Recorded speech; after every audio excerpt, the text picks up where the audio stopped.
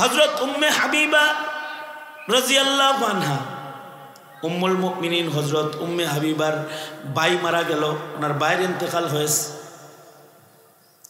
ঘরে যদি মানুষ মারা যায়, নবীর তরিকা হলো 3 দিন শোক পালন করবে।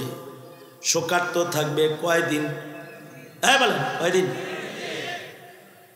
ভাই মারা গেল, বোন মারা গেল, চাচা মারা গেল, খালু মারা গেল, খালা মারা গেল, মা মারা গেল, বাবা মারা গেল, শোক থাকবে 3 দিন। এটা নবীর সুন্নাত। 3 দিন পর্যন্ত শোকার্ত হালাত সুন্নাত। হ্যাঁ, যদি কোনো মহিলার যদি স্বামী মারা যায়, তাহলে তার শোকার্ত হালত হলো 4 মাস 10 দিন। মহিলাকে স্বামীর বিয়োগে শোক লম্বা সময় শোকার্ত থাকতে হয়, আল্লাহর বিধান। মহিলাদের ইদ্যত পালন করতে হয়, নির্ধারিত আল্লাহর নির্বাচিত সময় পর্যন্ত ইদ্যত পালন করতে হয়। এর বহু কারণ, কিন্তু এছাড়া যত মানুষ দুনিয়াতে মরবে শোক মাত্র 3 দিন। 3 দিনের পরে আর শোক নাই। হযরত উম্মে হাবিবার ভাই মারা গেল, 3 দিন হয়ে গেল। 3 দিনের মাথায় হযরত উম্মে হাবিবা সুন্দর করে সাজুগুজু করলেন। হাসি আসে না, চোখে পানি, ভাইয়ের বিয়োগ বেদনা, তারপরেও উনি হাসেন, সব কাজ করেন, সুন্দর কাপড় পরে সাজগুজ করে চলেন। সবাই বলে, উম্মুল মুমিনিন, আপনার চোখ দেখে মনে হয় আপনি কাতর, কিন্তু ইচ্ছা কইরা এমন হাসির অভিনয় করতেছেন, সাজগোজ করতেছেন কেন? হযরত উম্মে হাবিবা বলেন, ভাইয়ের বিয়োগ যন্ত্রণা আমারে খুব কষ্ট দিতেছে। একসাথে বড় হয়েছি, কিন্তু নবী বলছে 3 দিনের পরে শোক নাই। তাই নবীর সুন্নতের শোকটা সুন্নত তরিকায় বানানোর জন্য হাসি আসে না, তাও অভিনয় করে আমি হাসতাছি। সুবহানাল্লাহ। সম্মুখ মানে সমবেত দিন প্রিয়, ইসলাম প্রিয়, দিনদার ইমানদার মুমিন মুসলমান ভাইরা, আল্লাহর দরবারে শকর, আল্লাহ তাআলা দ্বীনি মাহফিলে ওলামাদের সোহবতে জান্নাতের বাগানে আমাদের আল্লাহ তাআলা আসার বসার তৌফিক দান করেছেন।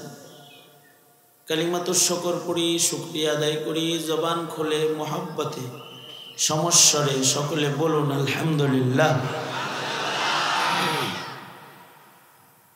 3 দিন ধরে উলামা হযরতগণ কথা বলেছেন। আমাকে মামা এই মাদ্রাসার সবসময় কাউন্সিলর সাহেব বলেন যে আপনি দেখভাল করবেন। আবার আজকে আবার তো বাড়ি করে দিব কইছে। যাই হোক, আমাদের আকাবিরদেরকে বাড়ি করে দিছে, আমাদের আকাবিররা ওইটা মসজিদ করছে, তাছাড়া মাদ্রাসা করে ফেলাইছে।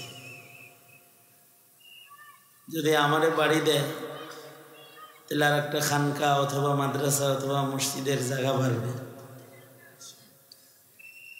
আল্লাহ তাআলা ওনার নেক নিয়তের বদলা ওনাকে দান করুক। এই মেহনত, একটা সংকল্প, মনের ভেতরে কিছু ব্যথা বেদনা নিয়ে এই মাদ্রাসার প্রতিষ্ঠা এবং 3 দিন ব্যাপী এ তাফসীর মাহফিলের আয়োজন, এলাকার মানুষের কেমনে ইমানের আমলের একটু উন্নতি হবে সেটার ফিকির করা, এটাই উদ্দেশ্য। যেই ন্যাক উদ্দেশ্যকে সামনে করে এই দ্বীনি আয়োজন, আল্লাহ তাআলা এটাকে কবুল করে নেন, বলেন আমিন। আল্লাহ পাক যেটাকে কবুল করে সেটাকে আল্লাহ তাআলা কায়েম দায়েম করে দেয় কিয়ামত পর্যন্ত। আল্লাহ পাক কোনো কাজ কবুল করলে সেই কাজটাকে আল্লাহ তাআলা মকবুলিয়ত দান করেন। তো নিজের জিন্দেগির ওই কাজগুলোকে কবুল করানোর জন্য যে জিনিসগুলা লাগে তার ভেতরে অন্যতম হলো উত্তম নিয়ত। নিয়ত যত উঁচু হয় আল্লাহর পক্ষ থেকে কাজের মঞ্জুরি তত বেশি হয়। আমাদের সবাইকে আল্লাহ তাআলা আমাদের সকল নেক আমলের ক্ষেত্রে উঁচু পায়ার নিয়ত করার তৌফিক দান করেন, বলেন আমিন। কারণ হলো নিয়ত যত সুন্দর হবে আমলটা তত বেশি শক্তিশালী হবে। ইখলাস ও খুলুসিয়ত যার যত বেশি তার আমলের পাওয়ার তত বেশি। আমল যদি ছোট হয়, ইখলাস যদি কামেল হয়, আল্লাহ রাব্বুল আলামিন এই ছোট্ট আমলটাই নাজাতের জন্য যথেষ্ট করে দেন। আল্লাহর রাসূল বলেন, আখলিস দীনাক, তুমি তোমার ভেতর খাঁটি বানাও, নিয়ত খাঁটি বানাও, মুখলিস হও, তো তোমার অল্প আমল নাজাতের জন্য যথেষ্ট হয়ে যাবে। এটা আল্লাহর রাসূলের ঘোষণা। আমাদের আকাবিরদের ইখলাস বড় শানদার ছিল, নিয়ত অনেক শানদার ছিল। মৌলানা ইলিয়াস রহমতুল্লাহ আলাইহি উনি মুসলমানের ঈমান আমল রক্ষার ফিকির করছেন বড় ইখলাসের সাথে। ফিকির করে দাওয়াত ও তাবলীগকে উনি উসুল হিসেবে দাঁড় করাইছেন। যেই তবলীগের চিল্লা সাল গাছ, মসজিদের আমল, সাপ্তাহিক আমল, মাসিক আমল এখন আমরা করি, এইটা উনি একটা মক্তব ঘরে বসে এটার ফিকির করছেন। কিন্তু ওনার ইখলাসের বরকতে আল্লাহ তাআলা এই দাওয়াত ও তাবলীগকে গোটা আলমের সব জায়গায় পৌঁছায় দিছে। এমন জায়গা আছে যেখানে মাদ্রাসা নাই কিন্তু তাবলীগ আছে। আল্লাহ তাআলা এইভাবে কবুল করছেন। দার মাদার কি? ইখলাস। ভিত্তি হলো ইখলাস। কাসেম নানতুবি রহমতুল্লাহ আলাইহি দারুল উলুম দেওবন্দ মাদ্রাসার বানী যিনি। মাদ্রাসা করছেন কোথায়? ভারতে, সাহারানপুরে দেওবন্দ গ্রামে এমন একটা জায়গা যেখানে ময়লার স্তূপ ছিল, জনবসতি কম, ডালিম গাছের নিচে কাসেম নানতুবি রহমতুল্লাহ আলাইহি ইলমে দ্বীনের খেদমত শুরু করছে। এইটাকে আল্লাহ এমন কবুল করছেন, আল্লাহ তাআলা দেওবন্দ মাদ্রাসার শাখা প্রশাখা সারা দুনিয়াতে ছড়াইয়া দিছেন। কিন্তু ওনাদের আর্থিক শক্তি কম ছিল, অনেক অর্থ ছিল না, অনেক সুন্দর বিল্ডিং ছিল না। ডালিম তলায় বসে কাজ করেছেন, কিন্তু নিয়ত বড় শক্তিশালী ছিল। আল্লাহ তাআলা সারা দুনিয়াতে চমকায় দিছেন। থানা ভবনের ছোট্ট কুঠুরিতে বসে হাজী ইমদাদুল্লাহ মুহাজিরে মক্কি রহমতুল্লাহ আলাইহি উম্মতের ইসলাহের ফিকির করেছেন। আল্লাহ তাআলা চিশতিয়া তরিকাকে সারা দুনিয়াতে ব্যাপক কবুলিয়ত দান করেছেন এবং হাজী ইমদাদুল্লাহ মুহাজিরে মক্কিকে সাইয়্যিদুত তাইফার মাকাম আল্লাহ তাআলা দান করেছেন নিয়তের কারণে। আমাদের আকাবিররা কত দুর্বল অবস্থায় কাজ করছে। আমাদের কিছু কিছু আকাবির আছে যারা জেলখানায় বসে বসে কাজ করছে, সেটা সারা দুনিয়াতে আল্লাহ ছড়াইয়া দিচ্ছে। যেমন ইমাম সারাখসি, আল্লামা সারাখসি রহমতুল্লাহ আলাইহি 480 দশকের মানুষ, 90-এর দশকের মানুষ, 490 হিজরিতে 84-85-তে ওনার ইন্তেকাল। ওই সময়ের মানুষ, 1000 বছর আগের কথা। ওনাকে সরকার জেলে দিল, জেলখানায় রাখলো কতদিন? 11 বছর। কত বছর? কি জন্য দিছে জেলে? অপরাধ করেছেন? বোমা মারছিল? মানুষ হত্যা করেছে? অন্যায় করেছে? না। সরকার যখন কোনো মৌলবীরে জেল দেয়, পৃথিবীর ইতিহাস এটা, মৌলবীর কথা সরকারের গায়ে লাগলেই তারে জেলখানায় পাঠায়। ইমামে আজম আবু হানিফাকেও সরকার জেলে দিছে। ইমামে আজম আবু হানিফার কথা পছন্দ হয় না, এর লিগে।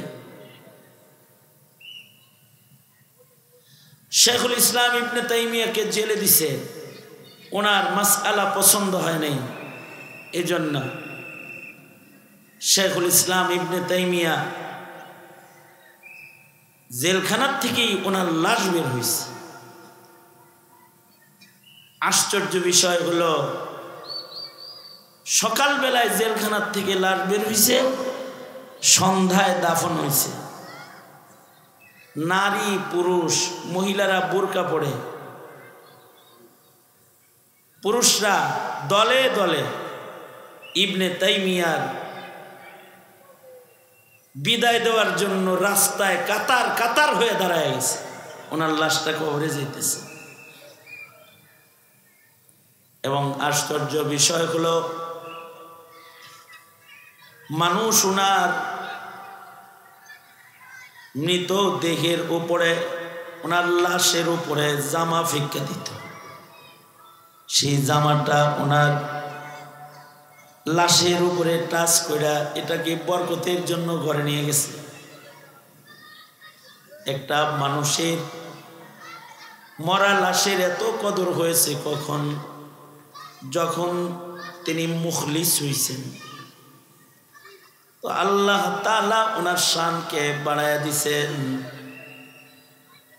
ফজরের সময় লাশ বাইর হইছে জেলখানার থেকে, মাগরিব পর্যন্ত মানুষ পাগল হয়ে ওনার জিয়ারত করেছেন। শেখুল ইসলাম ইবনে তাইমিয়া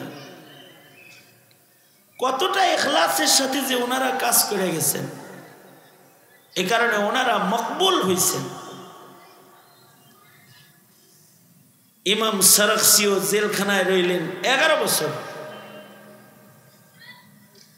উনি একটা ফতোয়া দেওয়ার কারণে ওনাকে জেলখানায় নেওয়া হয়েছে।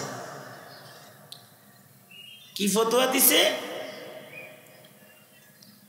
ওই সময়ের বাদশাহে ওয়াক্ত, ওই সময়ের রাজা যিনি, বাদশাহ যিনি, তার ইচ্ছা হইল যে বান্দির সাথে জৈবিক চাহিদা পূরণ করবে, কিন্তু কুমারী বান্দি, এমন কুমারী যার এখনো পর্যন্ত ঋতুস্রাব একবারও হয় না। তার খাহেশ হইল যার ঋতুস্রাব হয় নাই, তার সাথে নিজের জৈবিক চাহিদা হালাল পন্থায় পূরণ করবে।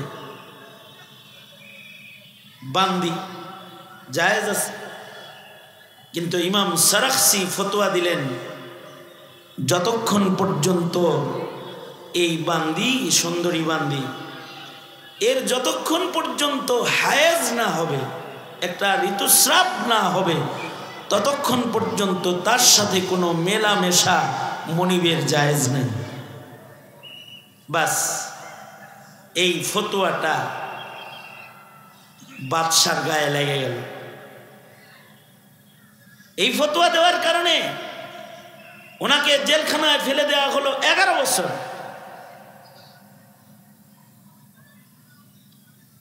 আমাদের দেশের আলেমরাও 2-4টা কথা বলছে কসাই মুদি মুসলমানের দেশে আসতে পারবে না। বাস এটা রাজার অপছন্দ হয়েছে, প্রেসিডেন্টের অপছন্দ হয়েছে, প্রধানমন্ত্রীর অপছন্দ হয়েছে, তো আলেমদেরকে হাজার হাজার আলেমকে জেলখানায় ঢোকায় রাখছে বিনা দোষে, কোনো দোষ নেই। মামলা কি? মামলা হলো মানিব্যাগ চুরির মামলা, মামলা হলো ককটেল নিক্ষেপ মামলা। আলেম ওলামার হাতে জীবনে কোনোদিন ককটেল দেখছেন? জীবনে কোনোদিন ধারালো অস্ত্র হেলমেট পরে কোনো আলেমকে মানুষকে ধাওয়া দিতে দেখেছেন? মামলা হলো গাড়ি পোড়ানোর মামলা। আমি আমার এক মুরব্বীরে বললাম,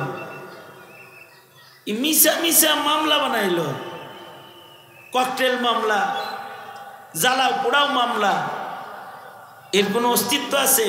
যেমন আমাকে যিনি রিমান্ড করছে তারা আমি বলছি এই মামলার তারিখের দিন আমি তো বরিশাল ছিলাম। কয় জি হুজুর জানি, জানে বরিশাল ছিলাম, তাও মামলা। আমি আমার এক মুরব্বীকে বললাম এই যে বোমা নিক্ষেপ মামলা আর জ্বালাও পোড়াও মামলা এগুলোর কোনো অস্তিত্ব আছে?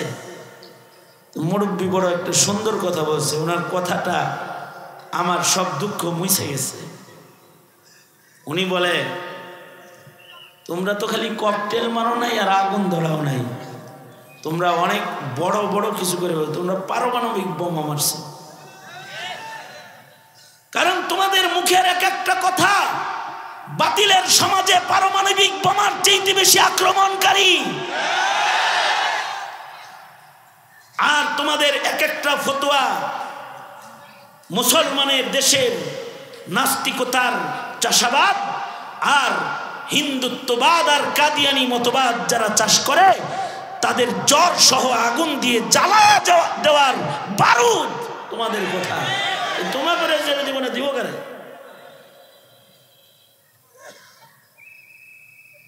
তার মানে হলো সময়ের রাজা বাদশার খেলাফ কথা হইলে যুগে যুগে আলেম নির্যাতিত হয়েছে। বাংলাদেশেও তাই।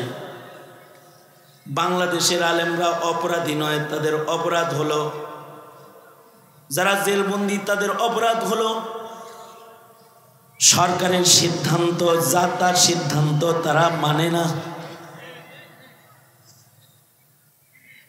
সরকার ইসলামের খেলাফ যা করে তার বিরুদ্ধে আলেমরা গর্জে ওঠে, তখন তাদেরকে জেলখানায় বন্দি করা হয়। আল্লামা সারাখসি গর্জে উঠলেন, দাসী বান্দির সাথে মেলামেশা করতে হলে আগে তার ঋতুস্রাব হতে হবে, ঋতুস্রাব হওয়ার আগে তার সাথে মেলামেশা হারাম। এই ফতোয়াটা বাদশার গায়ে লেগে গেল। বাদশাহ আল্লামা সারাখসিকে জেলখানায় ফেলে দিল। ওই যুগের জেলখানা হলো মাটির নিচে গভীর কুয়া, কুয়ার ভেতরে ফেলে রাখত, কঠিন জেলখানা। আল্লামা সারাখসিকে কুয়ার ভিতরে ফেলে রাখছে, অর্থাৎ একটা কুয়ার ভেতরে ওনার জেল 11 বছর।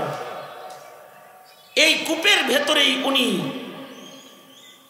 কাজায়ে হাজত সারেন, পেশাব পায়খানা করেন। এই কূপের ভেতরে বসেই তিনি খানা খান। এই কূপের ভেতরে বসেই জায়নামাজ বিছায়া এক কোণায় তিনি নামাজ আদায় করেন। কত কঠিন জেল! এই জেলের ভেতরে উনি রইলেন 11 বছর। ওই জেলখানার ভেতরে নীরব রন নাই,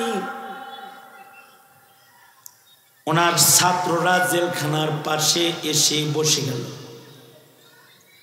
আর উনি জেলখানার থেকে হানাফি মাযহাবের উসুলগুলো জেলে বসে বসে উপরে তাকায়া তাকায়া বলতে লাগলেন। 11 বছর উনি জেলের ভেতরে বৈশা জেলখানার উপরের ছাত্রদেরকে তকরির করলেন।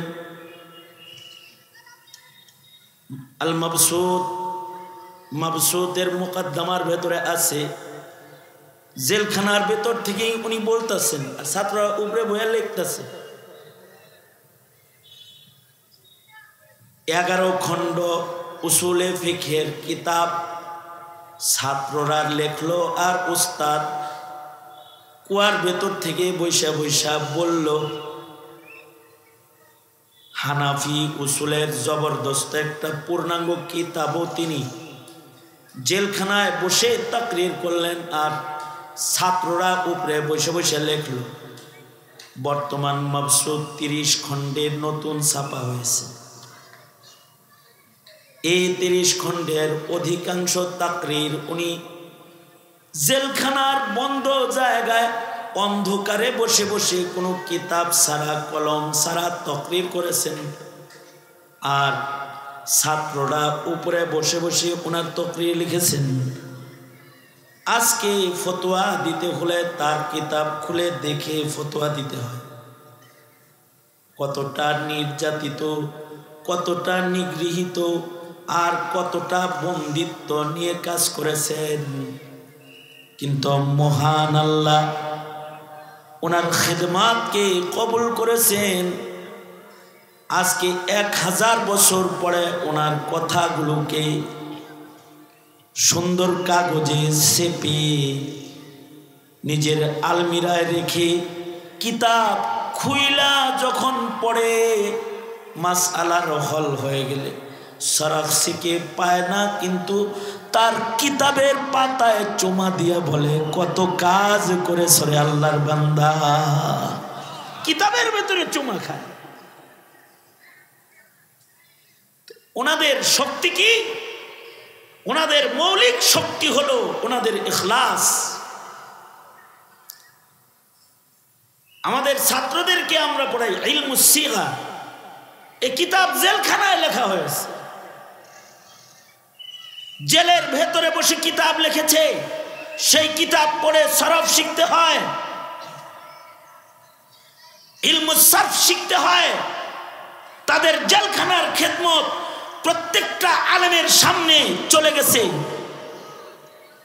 কোটি কোটি তালবে ইলম একদিনে বসে তাদের কিতাব পড়তেছে, আর তাদের আমল নামায় নেকি জমা হইতেছে। আল্লাহু আকবার কবীর, কত কবুল হইছে। তাই এই যে ওনাদের খেদমত কবুল হলো, এই কবুল হওয়ার সবচেয়ে বড় কারণ হলো ইখলাস। বাইতুল্লাহ শরীফ পৃথিবীর মিডল পয়েন্টে নির্মাণ হয়েছে মুসলিম জাতির পিতা ইব্রাহিমের হাতে, বড় ইখলাসের সাথে। এবারে বাইতুল্লাহর ইটের আকর্ষণ ওনার ইখলাসের কারণে সারা দুনিয়া থেকে কাবা টেনে টেনে আশেক সেখানে লয়ে যায়। কাবারা হরদম তাজাল্লি মি ফুজুদ ইজে ইখলা সাতে ইব্রাহিম বুদ। সারা দুনিয়ার মানুষ যে একটা ঘরের দিকে আকর্ষিত হয়, আকর্ষণ নিয়ে ছুটে যায়, পাগল হয়ে ছুটে যায়, ঘরটা দেখার পরে দিলটা ঠান্ডা হয়ে যায়, সকল পেরেশানি দূর হয়ে যায়, আল্লাহর সাথে সম্পর্ক হয়ে যায়।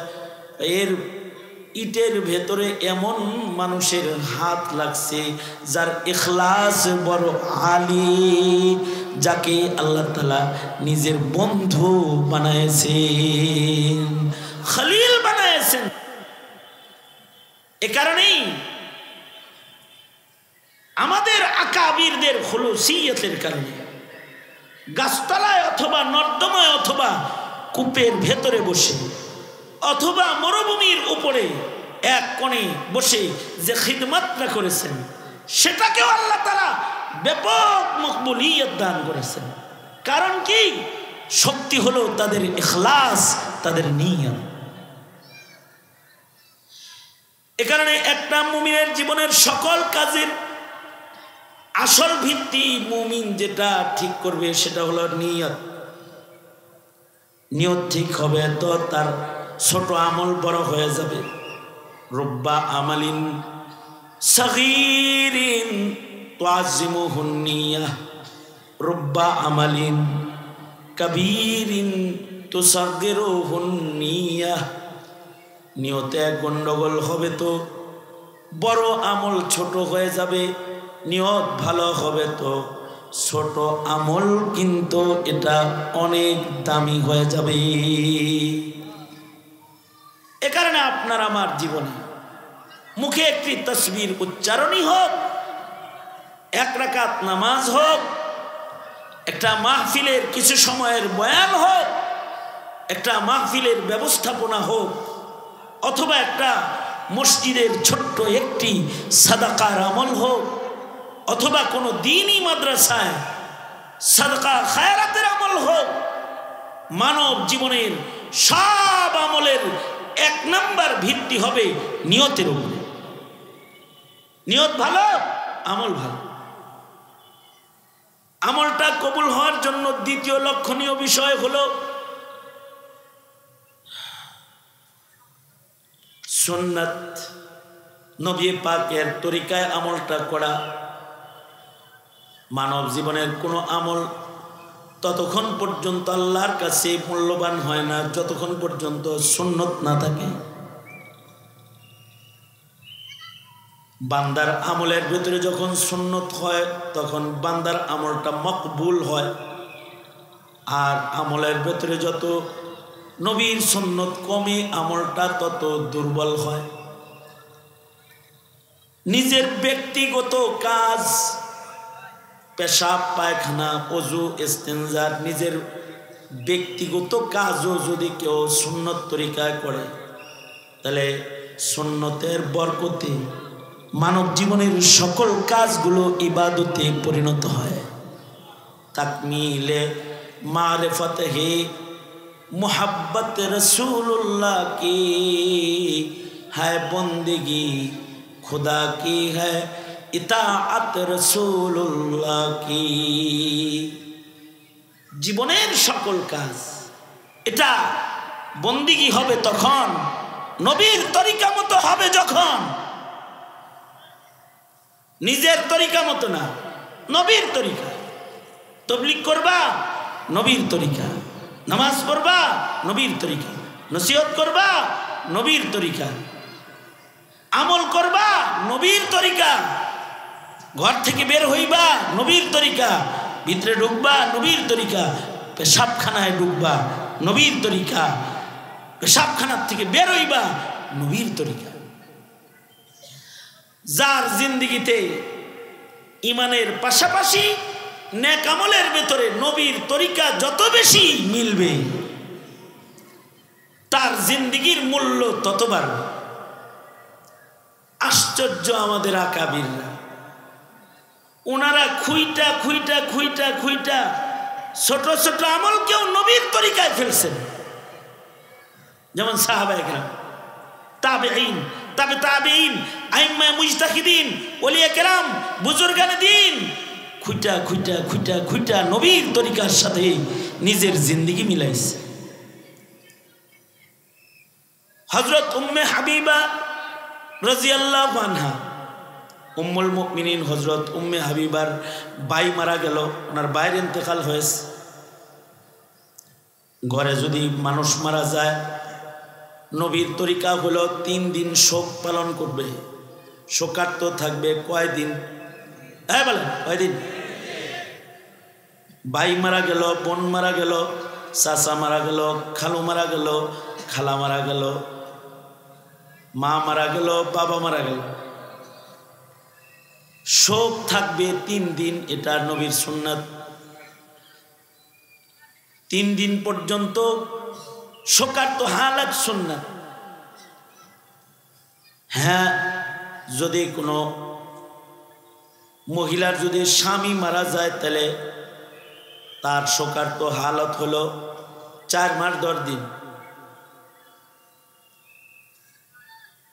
মহিলাকে স্বামীর বিয়োগে শোক লম্বা সময় শোকার্ত থাকতে হয়, আল্লাহর বিধান। মহিলাদের ইদ্যত পালন করতে হয়, নির্ধারিত আল্লাহর নির্বাচিত সময় পর্যন্ত ইদ্যত পালন করতে হয়, এর বহু কারণ।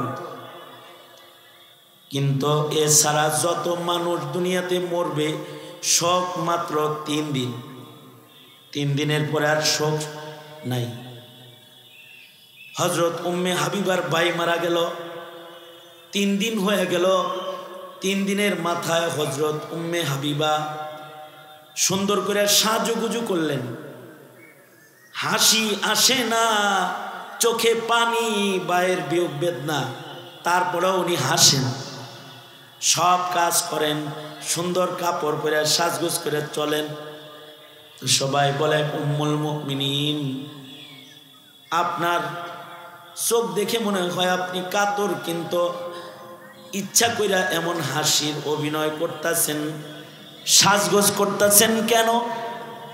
হযরত উম্মে হাবিবা বলেন, ভাইয়ের বিয়োগ যন্ত্রণা আমারে খুব কষ্ট দিতেছে, একসাথে বড় হয়েছি, কিন্তু নবী বলছে 3 দিনের পরে শোক নাই, তাই নবীর সুন্নতের শোকটা সুন্নত তরিকায় বানানোর জন্য হাসি আসে না, তাও অভিনয় কইরা আমি হাসতাছি। সুবহানাল্লাহ।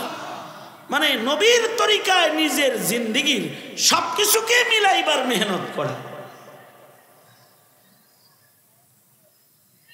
কামাল কর দিয়া উলাইকা আবাই, আমাদের পিতৃপুরুষরা আশ্চর্য নবীর অনুকরণ করছে। হুজ্জাতুল ইসলাম কাসেম নানুতুবি রহমাতুল্লাহি আলাইহি, কাসেম নানুতুবি রহমাতুল্লাহি আলাইহি, উনি ওনার ব্যাপারে ইংরেজদের গ্রেফতারি পরোয়ানা জারি হলো, মৌলভী কাসেমকে যেখানে পাও সেখানে গ্রেফতার করো, মৃত্যুদণ্ড। কাসেম নানুতুবি রহমাতুল্লাহি আলাইহি 3 দিন পালায়া থাকলেন। কয়দিন? 3 দিন। 3 দিন পরে কাসেম নানুতুবি রহমাতুল্লাহি আলাইহি মসজিদে নামাজ পড়তেছে জামাতের সাথে। মহল্লার লোকেরা কয়, মৌলানা কাসেম আপনি কি লেগাইছেন? আরে ইংরেজরা ফেলে দৈরে নিয়ে ঝুলাই দিব তো আপনারে,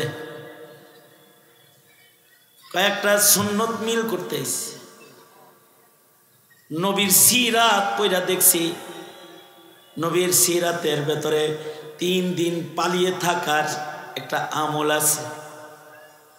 আল্লাহর রাসূল সাল্লাল্লাহু আলাইহি ওয়াসাল্লাম গারে সৌরে 3 দিন পালায়া ছিলেন। আমিও 3 দিন একটু পলায়া রইলাম। 3 দিনের মাথায় বের হয়ে আসলাম। বাইর হয়ে নবীর পালানোর সাথে নিজের পালানোটারে একটু মিলাইলাম।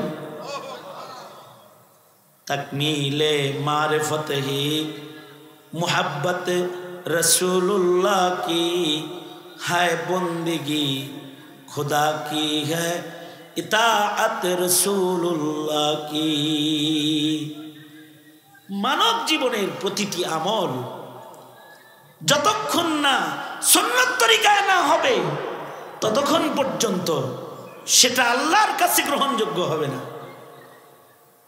তাসহিহে নিয়ত, নিয়তের তাসহিহ করা আর নবীর তরিকায় করা, আর নিজের আমলকে দায়েমি বানায় নেওয়া। ওয়া ইন কাল্লা, যদিও আমলটা অল্প হয়, ছোট হয়, এটা যেন ধারাবাহিক হয়, ধারাবাহিক আমল হয়। লাইলাতুল কদরে সারা রাত নামাজ পড়ছিল, এরপরে সারা বছর আর পড়ে না। এরকম কদর উদযাপন করতে তোকে বলেছে কে? সবে বরাতে সারা রাত মসজিদে বসেছিল, তারপরের দিন থেকে আবার শেষ। না না, দায়েমি করো, দায়েমি। আল্লাহর রাসূলকে বলে, ও আল্লাহর নবী, কোন আমল আল্লাহর কাছে পছন্দের? নবী বলেন যে আমলটা দায়েমি আমল, সব সময় করা হয়। যে কোনো আমল যদি দায়েমি হয় ওটার দাম বেড়ে যায়, ওটার পাওয়ার বেড়ে যায়। তাহিয়াতুল ওযুকে দায়েমি যখন বানায় ফেলেছে, ওযু গেলেই ওযু করে আর 2 রাকাত নামাজ পড়ে, দায়েমি বানাইছে এটারে। তো বেলালের দায়েমি এই হালতের পাওয়ার এত বেড়েছে, আল্লাহর রাসূল মেরাজে আসমানে চলছেন, সামনে জুতার আওয়াজ পাওয়া যায়। জিবরাইল সামনে যে জুতার আওয়াজ পরিচিত পরিচিত লাগে, কার পায়ের আওয়াজ? জিবরাইল বলে, এটা আপনার বেলালের জুতার আওয়াজ। আল্লাহর রাসূল বলে, বেলাল ফরশ থেকে আরশে কেমনে উঠলে? ফরশের বেলাল আরশে কিভাবে উঠলা? কয়, ওই যে একটা সুন্নত আমল, এটা কখনো ছাড়ি না। এ কারণে আমাদের জিন্দেগির প্রতিটা আমলকে আল্লাহ দায়েমি বানান। কমিশনার মামার মাদ্রাসাকে আল্লাহ তাআলা কিয়ামত পর্যন্ত দায়েম কায়েম রাখে। আমিন বলেন, জোরে করে বলেন আমিন। এক সময় গাজী আল মাহমুদ থাকবে না, অথবা কমিশনার থাকবে না, সেদিনও যেন এই মাদ্রাসা দায়েম থাকে, কায়েম থাকে। এক সময় এরা থাকবে না, কিন্তু যেন তাফসীর মাহফিলকে আল্লাহ দায়েম কায়েম রাখে, তখন এটার মূল্য বেড়ে যাবে। ঈমানের সাথে নেক আমল যখন পাওয়ারফুল যুক্ত হয়ে যাবে, তো আল্লাহ বলেন, ইন্নাল্লাযীনা আমানু ওয়া আমিলুস সালিহাত। ঈমানের সাথে নেক আমল যুক্ত হয়েছে, তো আল্লাহ তাআলা তাকে ফেরদাউস জান্নাত দান করবেন। কানাত লাহুম জান্নাতুল ফিরদাউসি নুজুলা। আল্লাহ তাআলা আমাদেরকে জিন্দেগিতে ইখলাসওয়ালা আমল, ইত্তিবায়ে সুন্নাহওয়ালা আমল এবং দায়েমি আমল করার তৌফিক আল্লাহ আমাদের দান করুক। আওয়াজ করে বলেন আমিন। আমার অত্যন্ত স্নেহের আদরের ছোট ভাই মাওলানা ওবায়দুর রহমান হুজাইফি,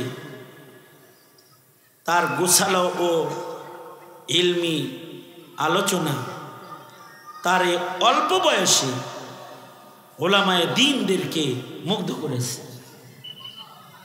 অল্প সময়ে একটা ব্যাপক গ্রহণযোগ্যতা আল্লাহ তাআলা দান করেছে। আমার পূর্বে মুফতি রেজাউল করিম আবরার, আমার অত্যন্ত স্নেহের ছোট ভাই, এমন কোনো সপ্তাহ নাই যে সপ্তাহে লম্বা কোনো কথোপকথন আমার সাথে তার সাথে হয় না। অল্প বয়সে আল্লাহ তাআলা এদেরকে জাতির কিয়াদত করার মতো যোগ্যতা দান করেছে। সুতরাং আমি তো দুর্বল, অসুস্থ রোগী, তাদের মেহনতের শক্তি আল্লাহ তাআলা আরো বাড়ায় দেখ, এবং তাদের মেহনতগুলোকে আল্লাহ তাআলা কবুল করে নেন। আপনারা দোয়া করেন আমার হাজারো অযোগ্যতা সহকারে আমার জীবনে মাইকের সামনে বসে আমি যে কথাগুলো বলেছি, কিছু কথা যেন আল্লাহ কবুল করে নেয়, আর ওইটার বদলায় যেন ময়দানে মাহশারে গ্রেফতারি পরওয়ানার থেকে আল্লাহ তাআলা হিফাজত করে। বাস এই দোয়া আপনাদের কাছে চাই। এই মাদ্রাসা, এই মাহফিল, গাজী আল মাহমুদের মেহনত এবং কমিশনার সাহেবের মেহনত আল্লাহ কবুল করুক। আল্লাহ তাআলা আগামী ঈদের নামাজ যেটা, ওটাও কবুল করুক। আর কইছে না আমার বাড়ি দিব, বাড়ি দিল ওটা খানকা হইব। আল্লাহ তাআলা এখানে খানকাহি নিজাম করার তৌফিক দান করুন। আমিন। ওয়া আখিরু দাওয়ানা আলহামদুলিল্লাহি রাব্বিল আলামিন। আসসালামু আলাইকুম ওয়া রাহমাতুল্লাহি ওয়া বারাকাতুহু।